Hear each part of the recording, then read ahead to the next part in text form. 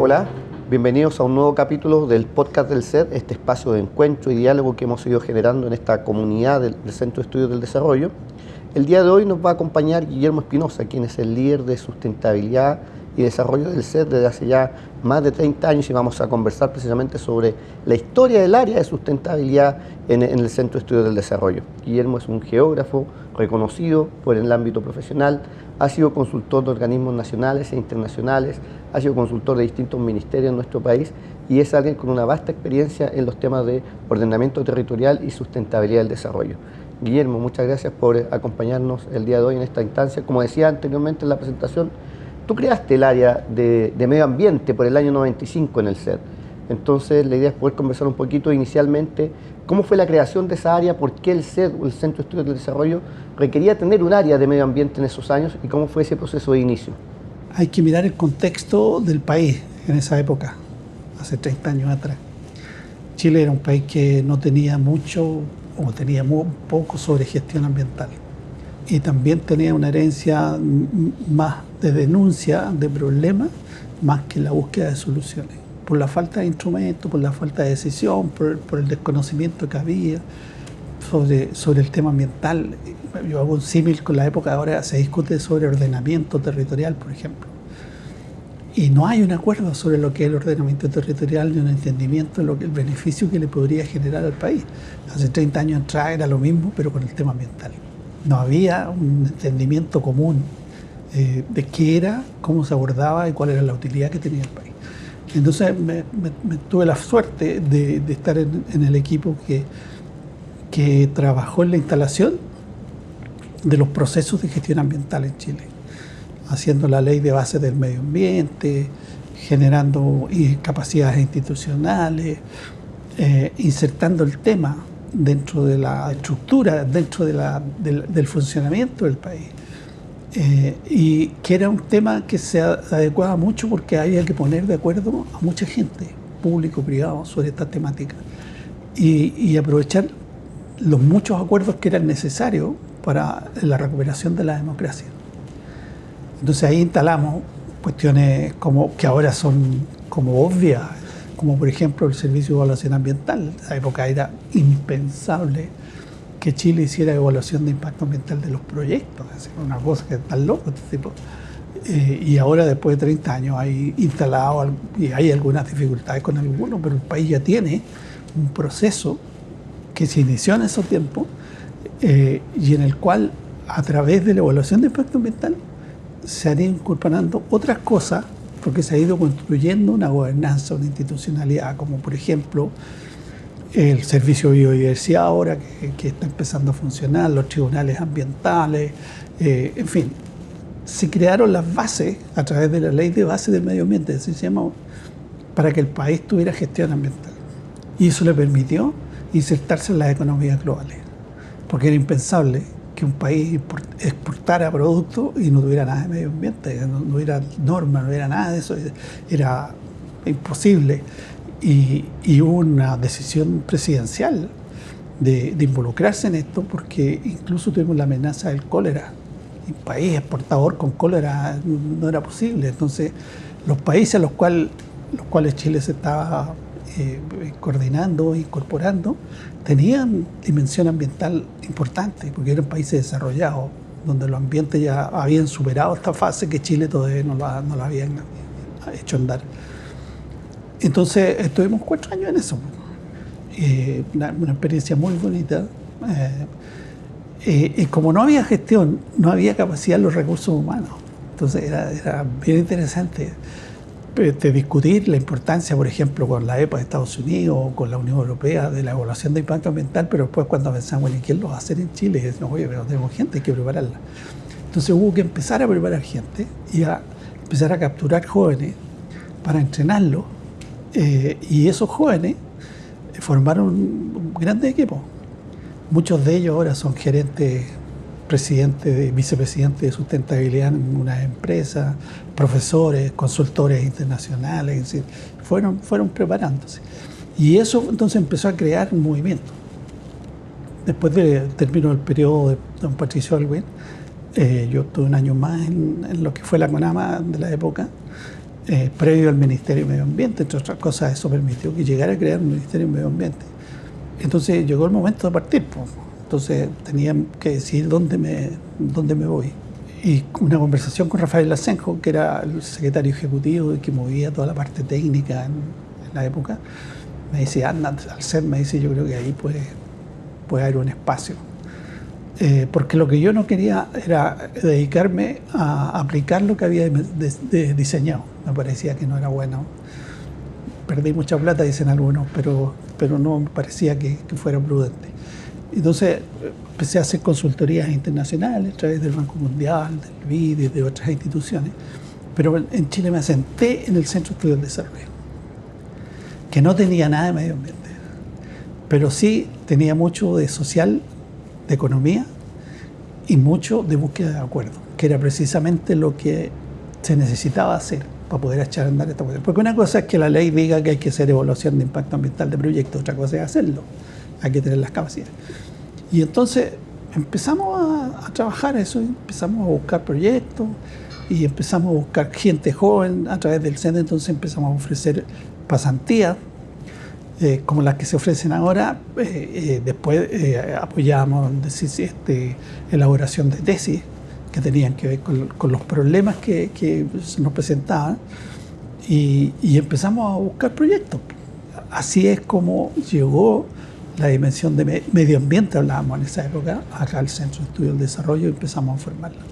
Y Guillermo, y en ese proceso tú hacías énfasis que, claro, esto partió como el área de medio ambiente, claro, pero después del tiempo empezó a mutar a la sustentabilidad del desarrollo. Claro. ¿Cómo fue ese proceso de ir mutando a la sustentabilidad del desarrollo y además con procesos bien en paralelo? Porque tú también lo señalabas ahí, en torno al CER se fue generando una comunidad de gente joven, una comunidad de gente vinculada a los temas de sustentabilidad. Exacto. Además se fueron incorporando distintas dimensiones del trabajo en materia de sustentabilidad, como el diálogo público-privado. Entonces, ese proceso de consolidación, de pasar del área de medio ambiente al área de sustentabilidad y desarrollo, ¿cómo fue ese proceso?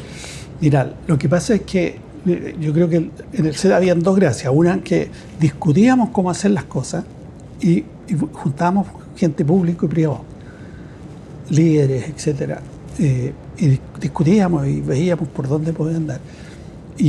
Pero a través de los proyectos que postulábamos, hacíamos cosas concretas que mostraban que la cuestión era posible. Entonces, así empezamos. Y claro, la dimensión ambiental, como estaba ausente, era prioritaria. Había que ponerla como al día, digamos, con los temas sociales y temas económicos. Y desgraciadamente después empezó a tomar un rumbo como que era un sector el ambiente. Y no era un elemento que integra todo y relaciona todo. Entonces empezamos a ver que no era posible solo ver el tema ambiental, sino que había que verlo en su relación con los aspectos sociales y con los aspectos económicos. Es decir, si una medida ambiental, sobre todo crear un parque nacional, habría que mirar también cuáles eran las consecuencias económicas, positivas y negativas que eso tenía y cuáles las consecuencias sociales. Y al mismo tiempo, si tú decidías utilizar un territorio que tenía un valor ambiental, cuáles eran las consecuencias ambientales y cuáles eran las consecuencias económicas y los beneficios sociales que eso tenía. Como se venía hablando en el mundo de desarrollo sustentable y que tampoco se aterrizaba concretamente en nada específico, porque era un discurso que había y de ahí aparecieron los objetivos de desarrollo sostenible, que son objetivos mundiales. Entonces, cuando uno los quiere aplicar, los tiene que aplicar a los territorios, a las características que esto tiene. Entonces, todas como discusiones conceptuales.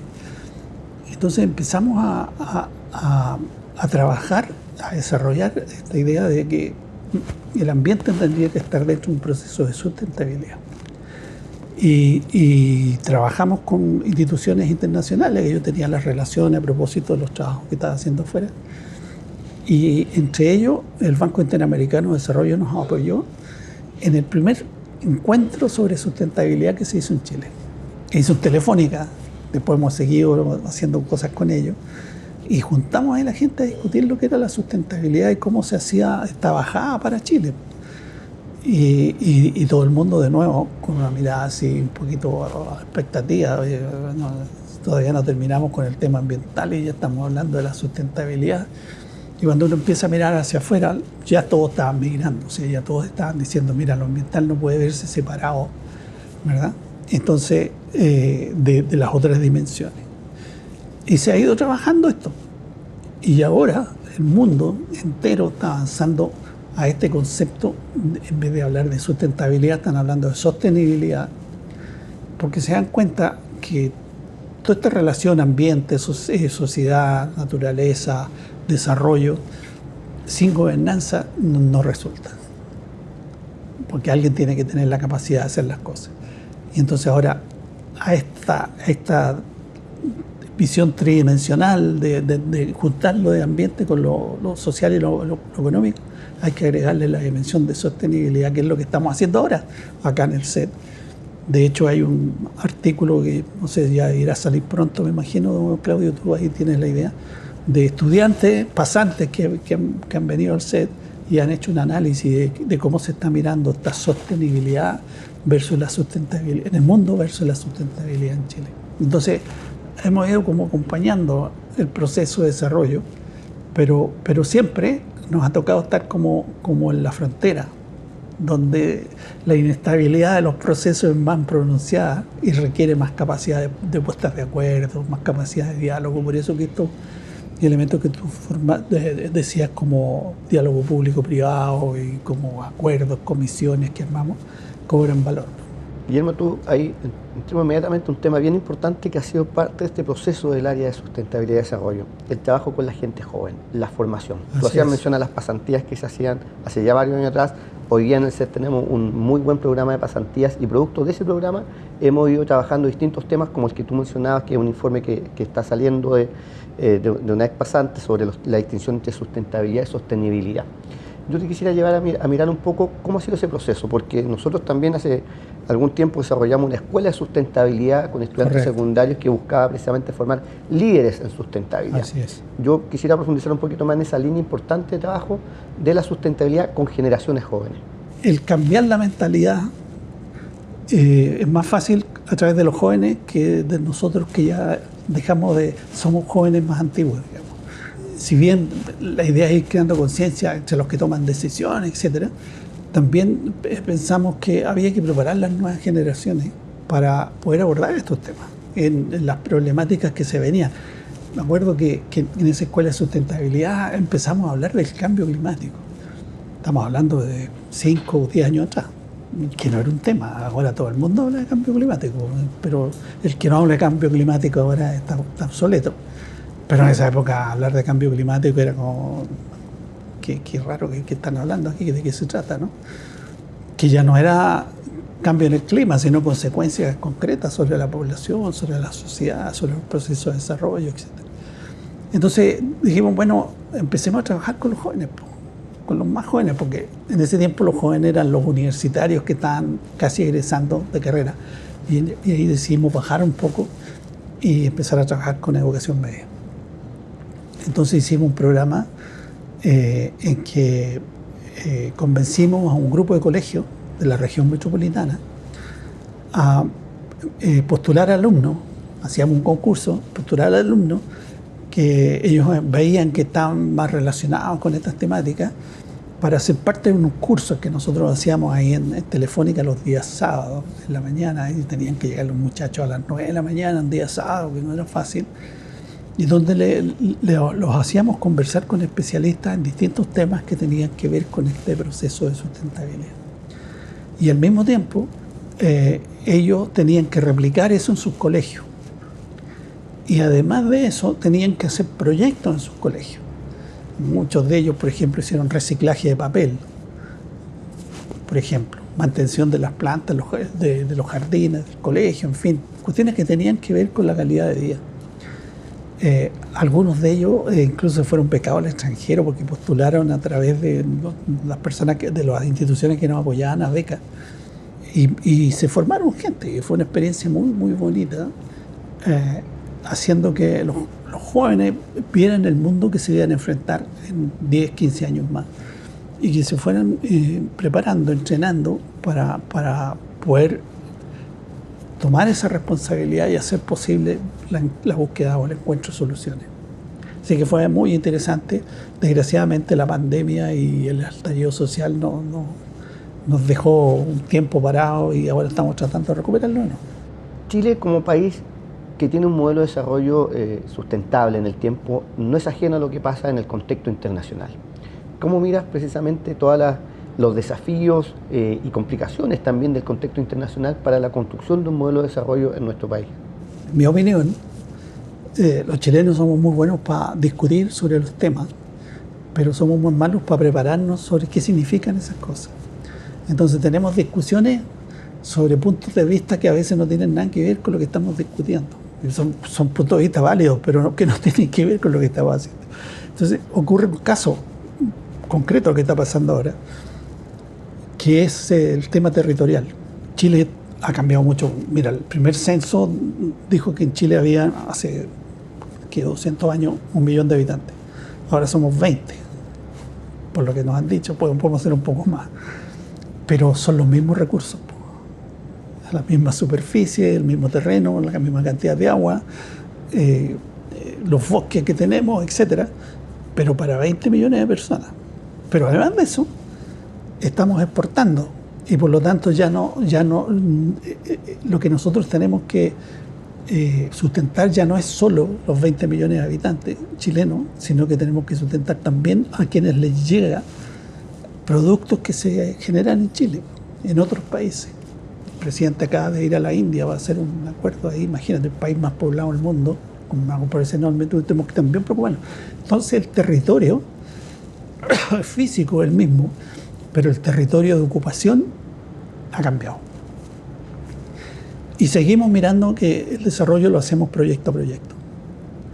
Es decir, si vamos a hacer una desaladora, le hacemos la evaluación ambiental, que ni siquiera está en los reglamentos, se hace espontáneamente, ya como se cuenta.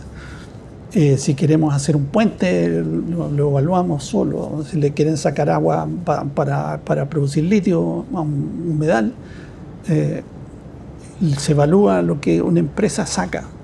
Pero en ese mismo humedal hay otras empresas que también hacen lo mismo, pero nadie suma los totales de agua que se sacan, que no es lo mismo que sacarlo caso a caso. Todos cumplen, pero cuando los miran en su conjunto, estamos sobrepasando las normas, estamos sobrepasando las capacidades. Entonces, eso es territorio. Y gobernanza de los territorios. Y bueno, y a ese territorio necesitamos una gobernanza que pueda administrarlo. Entonces, por ejemplo, hace el año 2020, yo me confundo con los años, de repente se aprobó una ley de descentralización. Y una parte de esa ley habla del ordenamiento del territorio, que no se ha puesto en marcha porque necesita un reglamento que está todavía en discusión, está en la Contraloría, no sé cuándo irá a salir. Y eso permitiría disponer de instrumentos y sistemas para integrar las distintas decisiones que se toman en los territorios y de esa manera poder abordar lo que no hacemos ahora, que son las consecuencias acumulativas. Entonces, el país se va a tener que enfrentar a ese tipo de cosas.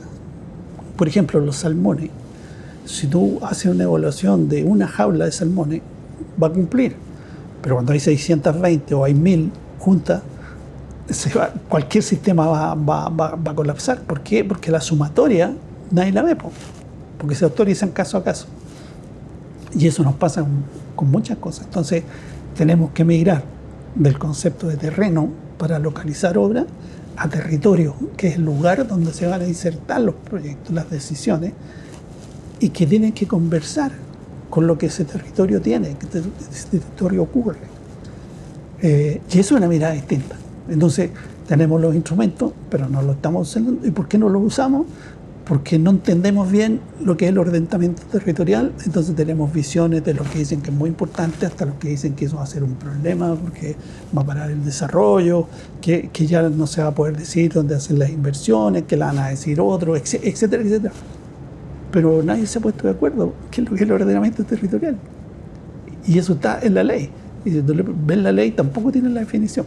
¿Por qué? Porque seguramente en el Congreso no lograron ponerse de acuerdo en lo que significa. Entonces tenemos ese problema para hacer un país que sea sustentable. O sea, necesitamos abordar instrumentos que nos lleven más allá. O sea, ya no nos podemos seguir sintiendo un país aislado. Siempre Chile se presentó como un país isla. ¿Ah? E incluso decía la isla del Cono Sur, separado por la cordillera, el océano, el desierto mario del planeta, la Antártida con mayor extensión del mundo. Entonces siempre una isla. Y eso se rompió. Entonces nosotros ya tenemos puertos que sirven a países que están en el Atlántico. Tenemos desarrollo de productos que son para países que están en África o en Europa o en Asia. Entonces esas cosas necesitamos tener una capacidad para poder abordarla.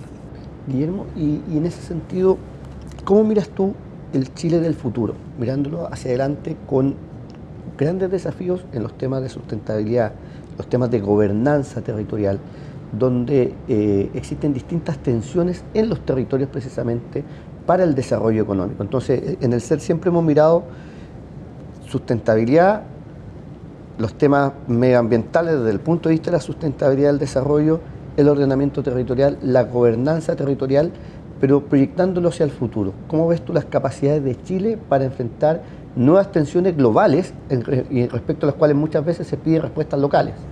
O sea, si no hay respuestas locales, no hay respuestas globales. Y en Chile, la gran dificultad y al mismo tiempo la gran oportunidad que tenemos es que somos un país muy diverso. Las regiones son totalmente distintas. Las regiones son límites administrativos, pero los territorios, tenemos casi todos los tipos de territorios que están en el mundo, los tenemos en el país. Entonces, si no podemos aplicar el mismo modelo en Tarapacá que en Punta Arenas. Punta Arenas ahora el desarrollo de hidrógeno verde que no lo va a poder hacer en Tarapacá. Entonces, y eso significa que la gobernanza hay que adecuarla a esas necesidades. Y eso significa que tenemos que ser capaces de desarrollar modelos de sustentabilidad o de sostenibilidad, como quiera, que tengan esta capacidad de mirar la diversidad del territorio. O sea, piensa tú, la isla de Pascua, por ejemplo, o Rapa Nui. ¿Cómo la vamos a mirar como una región? Tiene una componente importante, ¿verdad? Desarrollo del turismo, pero bueno, ¿cuánta gente le podemos meter ahí a la isla sin causar el deterioro mayor de lo que ya se ha hecho? Entonces, ¿cómo hacemos el desarrollo ahí? Uno va y mira que ya los grandes cruceros, la gente no necesita hoteles, sino que duerme en el crucero y baja a visitar distintos lugares de la isla. Pero, ¿y qué pasa con la basura? ¿Qué pasa con el agua? ¿Te fijas? Entonces, tenemos que pensar esos modelos atendiendo a la diversidad de situaciones que tenemos en Chile. Si no lo hacemos y tenemos un modelo único, ¿verdad? Nos va a pasar lo que nos pasa con el mundo, que el mundo tiene objetivos de desarrollo sustentable, pero que son promedios mundiales. Eso te iba a preguntar, porque cuando uno mira efectivamente el desarrollo de Chile en el contexto global, uno mira efectivamente los promedios, cómo está Chile en relación a otros países, claro, incluso muchas veces países que no son los vecinos, sino que exacto, uno empieza a mirar otros modelos muy distintos respecto exacto, a Chile. Exacto. Esa complejidad, ¿tú crees que hay capacidad en Chile efectivamente para enfrentarla y salir de mirar solamente el cumplimiento de determinados objetivos y promedios y mirar algo que tú has abordado siempre mucho, que tiene que ver las personas y el territorio? Finalmente claro, las personas no necesariamente miran fronteras administrativas, sino que están mirando fronteras o delimitaciones culturales y territoriales que son muy distintas y que requieren de mucha complejidad para poder mirar el desarrollo de las personas en esos territorios. Claro, lo que tú dices es súper importante, que el territorio es la relación entre la naturaleza y lo que las personas hacen. Es el territorio. Por lo tanto, los territorios no tienen límite, se construyen en función de los objetivos que nosotros necesitamos. Y los territorios se hacen. Toda la jardinería, por ejemplo, en Francia, el Palacio de Versalles, en Venecia, y todo eso se construyó. Copacabana en Brasil se construyó, no era un proceso natural, con un objetivo, que era tener playa y aportar al turismo. Entonces el territorio se puede construir, con mayor o menor dificultad, pero se puede construir. Lo importante es tener claro para qué y a través de qué lo vamos a hacer. Que es lo que nos está pasando sobre todo ahora con el puente del canal de Chacao, que en algún momento se logrará terminar, ¿no? Pero ahí, por ejemplo, tenemos un territorio maravilloso que es la isla de Chiloé, el archipiélago de Chiloé en el fondo, con una cultura muy especial, con un valor muy especial, que va a dejar de ser isla, porque ahora va a estar vinculada al continente todos los días, 24 horas, y ya a las noches en silencio no van a ocurrir, porque van a estar pasando camiones, etcétera. Bueno, pero ¿cuál es el proceso de desarrollo? Entonces, ¿qué es lo que entendemos como sustentabilidad? Que los chilotes empiezan a ser como somos nosotros de Santiago. Eso es lo que queremos, eso es lo que buscamos. Yo tengo la impresión de que no lo hemos pensado. Por lo menos yo no lo he visto en ninguna parte. Entonces necesitamos definir ciertas políticas de cómo queremos los territorios y después trabajar para construirlos. Entonces, suponte, mira lo que importa esto. ¿Por qué las áreas protegidas chilenas de mayor intensidad están en el extremo norte y en el extremo sur? Y donde más se necesita, que es donde la intervención en la zona central, es donde hay un menor porcentaje de protección como áreas protegidas. Entonces dije, pero ¿cómo es la cuestión? Estamos protegiendo los lugares donde hay poca gente y no estamos protegiendo los lugares donde hay intervención. ¿Te fijas? Pero tenemos más de 100 áreas, unidades protegidas en Chile. Y bueno, y eso tiene que ver con cuestiones estratégicas. Ocupar el territorio como chileno a través de un área protegida no tiene mayor costo. ¿Te fijáis? Entonces, pero hay que tener un objetivo. Yo eso es lo que encuentro que falta. Tú has planteado una serie de desafíos y cosas que tenemos que hacer. Sí. Y eso evidentemente va a requerir de un diálogo de distintas generaciones, pero de un rol protagónico probablemente las generaciones más jóvenes hacia el futuro. ¿Qué te gustaría transmitirle a las generaciones más jóvenes que están al alero del CER, trabajando, investigando, desarrollando distintas actividades, y personas que están mirando el trabajo que estamos haciendo nosotros en el CER? Necesitamos un cambio grande de mentalidad, de cultura. Nosotros, a mi manera de ver las cosas, lo que hacemos es ir corrigiendo cosas. Hacemos la prueba, ensayo y error. Hagámosla y después vemos. Alguna autoridad en algún momento dijo, preocupémonos del tema ambiental cuando tengamos $25.000 per cápita. Eso significa que vamos a tener que trabajar en reparación, en compensaciones, etc. Entonces es muy difícil armar territorios así, porque tú estás a la cola. Cuando armamos el sistema de evaluación de impactos ambientales, eso es interesante, y hablábamos con la gente de la EPA y de Europa, etcétera, donde preguntamos por qué hay que tener evaluación de impacto ambiental de los proyectos. Decía, porque mira, prevenir cuesta 1, mitigar o corregir cuesta 10, reparar cuesta 100. Entonces nosotros vamos reparando más que previniendo. Entonces eso que requiere un cambio cultural importante. Tenemos que mirar más perspectiva, o sea, tenemos que mirar, a mi juicio, para los próximos 5 o 10 años, qué es lo que queremos que ocurra y cómo lo vamos a construir, más que estar mirando cómo reparamos lo que ya no hicimos.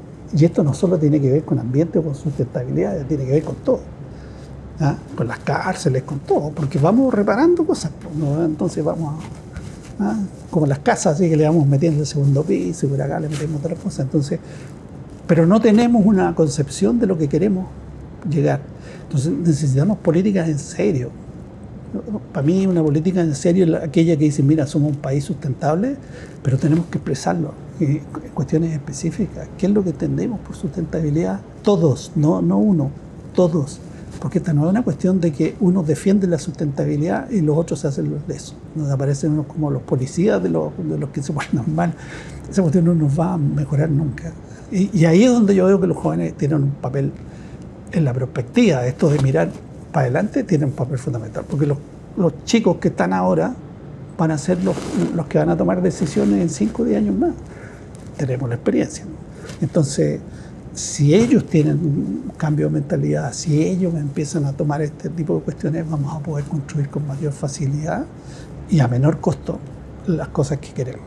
Tal vez lo que nos hace falta como sociedad, como país, es discutir un pacto social de largo plazo, como son los pactos sociales en realidad, con todas las dimensiones que eso significa, y poder conversar el Chile que soñamos para los próximos 50 años, y con eso significa discutir temas socioambientales, discutir temas tributarios, discutir temas de reformas políticas, todo lo que eso significa, pero en una mirada de muy largo plazo. Claro, y ver qué consecuencias. Esta cosa, ese es otro tema, es importante lo que tú dices, porque la sustentabilidad al final, hemos visto en distintos trabajos y reuniones que se toman como variables separadas. Entonces te dice, no, si mi empresa trabaja en sustentabilidad, porque mire todo lo que hicimos en medio ambiente, mire todo lo que hicimos en economía, mire lo que hicimos en lo social, pero no, la sustentabilidad son la integración de las tres, y eso no está.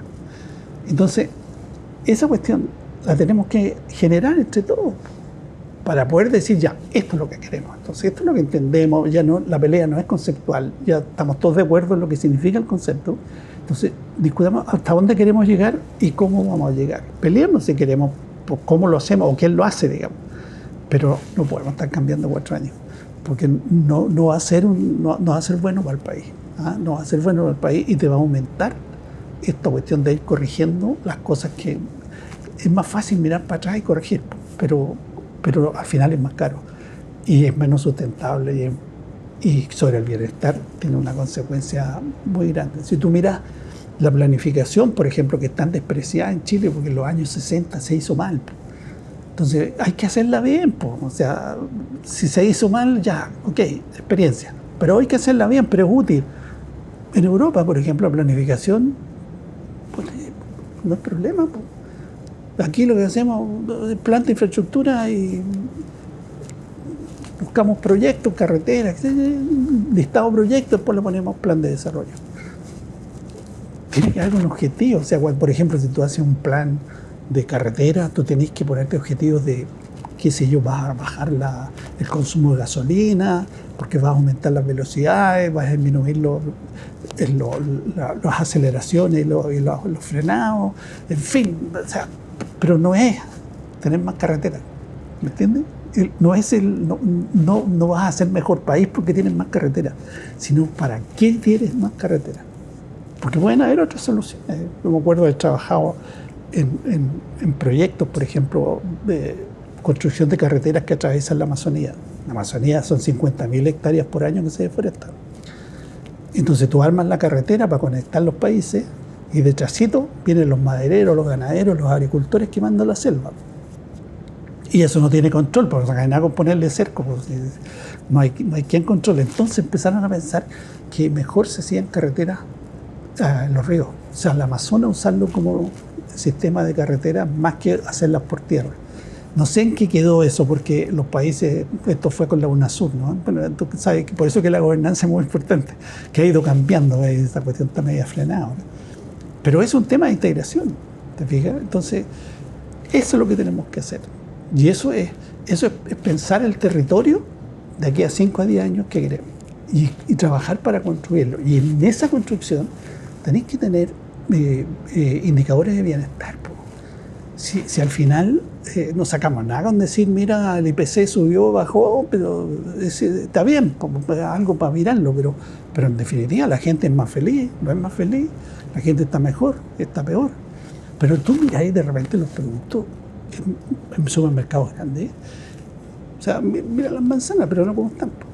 Entonces, ¿y qué? Los que consumen manzanas, ¿cómo se sienten? ¿Te fijas? Pero sí, entonces nuestros indicadores son, no, es que estamos exportando manzanas. No, has visto en las noticias, estamos exportando cerezas a China. Y apareció ahí que un barco andaba por todos lados, qué sé yo, no podía descargarlo, qué sé yo. ¿Y cuál era la cereza que nosotros comimos? Los descartes. Yo no digo que sea bueno o que sea malo, pero tenemos que verlo. Porque eso le provoca felicidad o insatisfacción a las personas. Cuando estamos haciendo estos trabajos por las personas, pues esto no es por los edificios, ¿me entiendes? Todo eso son objetos que te ayudan a cumplir ciertos propósitos, pero no son objetos por sí mismos. O sea, no podéis estar pensando que porque tienen más carreteras estamos mejor. Yo no lo entiendo, porque puede ser que el tener más carreteras dé más satisfacción, pero hay que tener más claro qué tipo de satisfacción estamos buscando. Finalmente la planificación, la política, las políticas públicas tienen que tener como objetivo mejorar la calidad de vida de las personas. Sí. Finalmente, ese es un objetivo. Guillermo, la verdad es que nos quedan... Y déjame decir una cosa muy cortita. Mira, en los colegios ya no hay geografía. Bueno, yo soy geógrafo, reclamo con justicia, pero geografía casi no hay. Estudios de ecología casi no hay. Los cabros salen sin conocer el territorio, sin conocer el país. ¿Cómo van a administrar algo que no conocen? Es que no tiene sentido. Entonces, nosotros hacemos grandes esfuerzos, por ejemplo, capturar el agua, potabilizarla para la comunidad de Santiago, y el 20% se gasta en los jardines. Entonces, esas cosas es porque no conocemos los territorios. Entonces tenemos ahora grandes, la sequía de años, chuta, la sequía. Entonces, cuando tú vas con los aymaras y le dices, ¿qué? Pero si es lo que pasa siempre, te dicen, siempre han habido procesos de sequía. Y tú miras la historia, y claro, han habido procesos de sequía de 10, 15 años en este país. Pero no lo sabemos. Entonces, ¿cómo abordamos la realidad de nuestro territorio si no lo conocemos? Eso nos permite usar mejor los pocos recursos que tenemos y aplicarlos mejor y tener resultados más concretos. Siempre hay que pensar que lo más importante de cualquier decisión que uno tome es qué es lo que estamos decidiendo. Porque podemos hacer muchas cosas. Es como decir, ya, pues mañana voy a salir en auto y ya me voy a ir para Talca, ya. ¿Para qué? Como decía anteriormente, Guillermo, nos quedan varios temas que efectivamente podríamos abordar en otra instancia y esta conversación puede ser muy extensa, porque la verdad es que poder conversar contigo, yo he tenido el privilegio de conversar en muchas ocasiones y nuestras conversaciones han sido muy extensas en temas muy interesantes. Y el tema de la sustentabilidad del ordenamiento territorial, la gobernanza del territorio, la evaluación ambiental, estrategia, todo eso da para precisamente, probablemente cada uno de esos temas una conversación. Así que sin duda vamos a seguir abordando en este podcast del CER distintos espacios de conversación. Yo te quiero agradecer enormemente esta oportunidad, Guillermo, de poder conversar contigo, de poder dialogar. Y por supuesto los dejo a todos y todas invitadas a seguir viendo nuestro podcast, nuestros distintos capítulos y poder establecer un espacio de conversación en torno a temas tan interesantes como lo que abordamos el día de hoy, la sustentabilidad del desarrollo para nuestro país. Muchas gracias.